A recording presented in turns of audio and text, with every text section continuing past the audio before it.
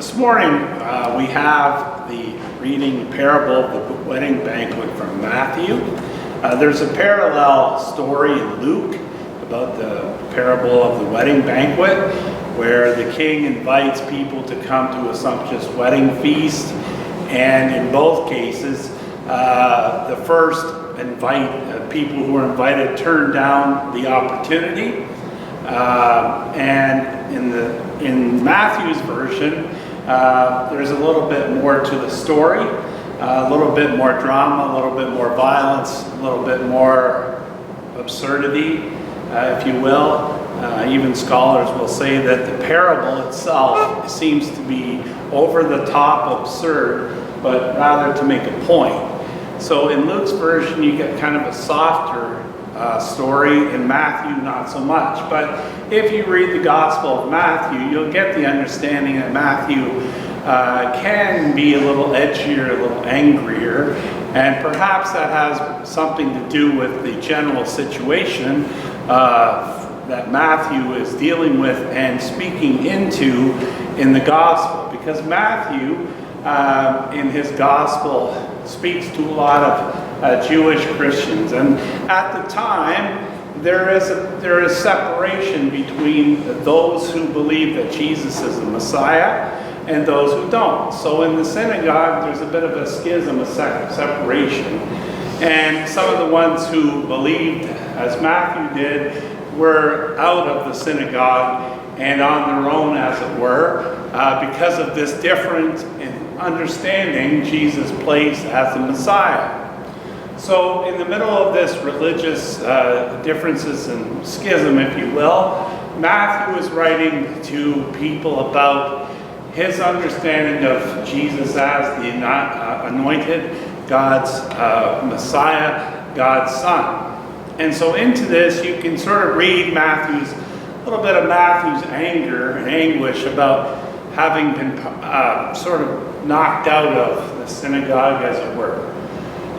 So it's really about, in this particular time, and Matthew does this throughout his whole gospel, when he talks about sheep and goats, wheat and tare, there's sort of this strong emphasis on deciding and making this line, making a line which people are in or out. And so when you read this passage, it's another attempt at saying the people were given the opportunity to believe that Jesus was the Messiah. They had the opportunity to think about the wedding feast, and you know how in biblical imagery the wedding feast is the banquet, the great Eucharist, the great Thanksgiving, the time when all things are fulfilled. That's messianic banquet. So it's this sort of eschatological, to put it that way, big word, just means in the future, cosmic, that kind of thing. So in Matthew's writing, you get this. Now, the other thing we have to realize about Matthew is it's written around 80 to 90 AD. So this is about 10 years after the fall of Rome. So after the fall of not Rome, sorry, my mistake, fall of Jerusalem. The fall of Jerusalem happens around 70 AD. So the city is sacked, the synagogue is knocked down, all things are in a mess. So when Matthew adds sort of this extra thing about the violence, it could be referring to that which happened a decade or more, a decade before Matthew's book is compiled. So this is all you have to take into place, because if you read this story, it seemingly makes no sense. Particularly the part when the king sends out the invitation. Some people say, no, I'm not going to do it. And in response to the king, some people are manhandled, some people are killed. The king then goes in the middle of this invitation, burns down the city, kills all the people, and then re-invites people to the story. Now, really, I mean, even scholars will say that sounds a bit weird, right? And then continues on as if nothing happens. And so people are invited to the banquet. All people, good, bad, and different, are invited to this banquet. Then you get to the second parable of these two, the mini parable, where the guy is not wearing the right outfit, gets booted out, hand bound, foot bound, thrown out of the hall, and where there'll be weeping and gnashing of teeth. Now that's another one of Matthew's particular things, thrown into the darkness, weeping and gnashing of teeth. So seemingly the guy who's invited to the banquet, not wearing the right outfit, is booted because he showed up at the banquet but didn't have the right wedding garments on. Now, this is symbolism, right? What it really has to do with, in Matthew's the last verse of this says, many are called but few are chosen. This is also something Matthew talks about throughout the gospel.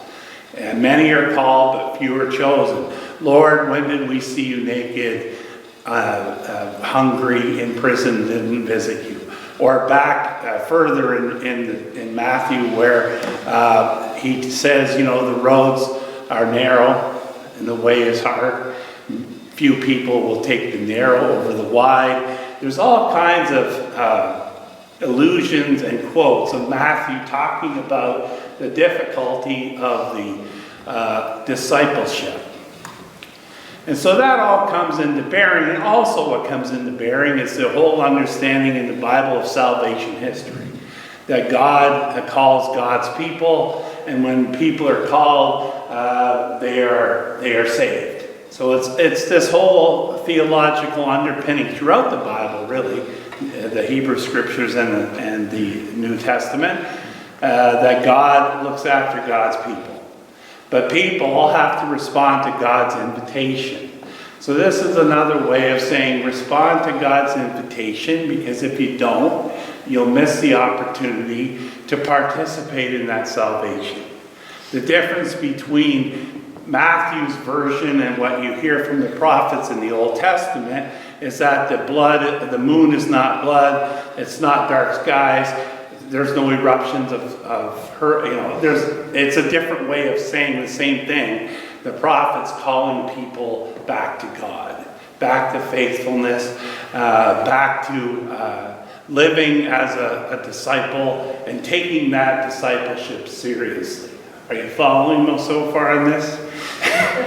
Okay, so the kingdom of God is about God calling people continuously to come back in and to say yes to that invitation, even though you may or may not be busy with other things going on in your life, which we all do.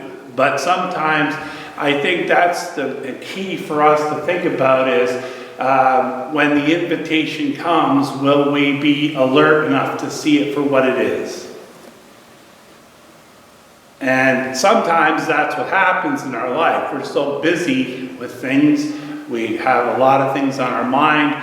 Something comes up that seems out of nowhere, or something comes up and we feel this tug.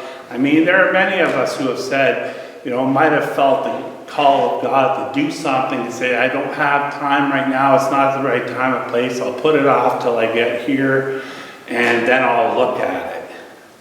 I've heard many people say that about ordination. They'll say, well, I was called a long time ago by God, but it just wasn't the right time, so I was going to put it off till I got here. But it's sort of that holy nudge, right? It's a nudge that says, this is an important moment, pay attention. So part of the thing in Matthew, I believe, is it's not to be complacent about our faith, our discipleship, not to get into a place where we feel comfortable, where we feel like it's all sewed up, it's automatic, and we just continue on as is. I drive a truck, and sometimes when I think I know how to drive, I get humbled. And then I realize I don't know everything there is to know about it. And I think that's the case sometimes in our spiritual life. We think we got it wrapped up. This is what we believe. This is what we've always believed. We've got it. And then we realize perhaps there are other things in an invitation. And I think that's the whole thing about Lent, is that if I can sort of join that in, the thing about Lent is it's a time of examination, a time to go a little bit deeper into our own spiritual lives to find out where the growth points are, perhaps where we need to blossom, new insights, those kind of things occur. And I think that's where you hear Matthew at the end say, many are called, but few are chosen. Because it's sort of like the parable of the sower. The seed falls, and it doesn't get to deep ground, shallow ground. It works for a while, then it kind of burns away and blows away in the dust. Whereas the deeper seed goes to deeper soil, and that soil helps produce a crop that's way bigger than the initial seed. And again, many are called, many hear the words, many hear the invitation, many are, many have good intentions. Yeah, I'll get to it, I just can't do it now. I got to take care of this, I got to take care of that. This isn't the right time. And then they find out perhaps that there is no more time. That time has elapsed. That somehow it got away. That opportunity, that chance, that call, it got away. It slipped away. And by the time it came back around, it was gone. And, that's when we often hear people say, yeah, I wish I would have done that then. Not to say that we should worry about things gone past, but, it is about missed opportunities. So many are called and few are chosen. And for Matthew, the accountability factor for Matthew is this. If you are called, if you have faith, if you are a disciple, you keep your nose to the grindstone and you keep working on not taking for granted what you think you know. As it says farther back, not taking ancestorship for granted, not saying, well, my ancestors were all Christian, I'll be one too, because you have to work at it. And for Matthew, that's plain and simple. So once you sort of understand the context of how Matthew's speaking and what he's talking about, then you sort of get an idea that the kingdom of God is about discipleship that is faithful to God, that responds to God's call, even when it's inconvenient. Because let's face it, to try and live an inconvenient life in a life now where everything's convenient is really difficult. And not many people want to do that. I once heard a story of a Hollywood director who lost a lot of weight. And he was asked about how he lost this weight. And he said, well, I started trying to live in a way that was very inconvenient for me. I didn't want to lose weight, but he said the only way I could lose weight was to be inconvenient. It was an inconvenience to me to do what I needed to do.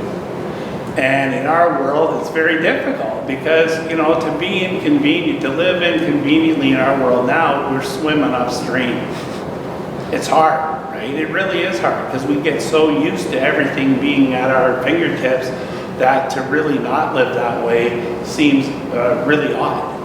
And yet, there is a sense in which being a follower of God and a Christian is inconvenient because it calls us to live different ways. As Jesus says in the Beatitudes, it calls us to almost run counter to the way our society works now in terms of how we approach life, if that makes any sense.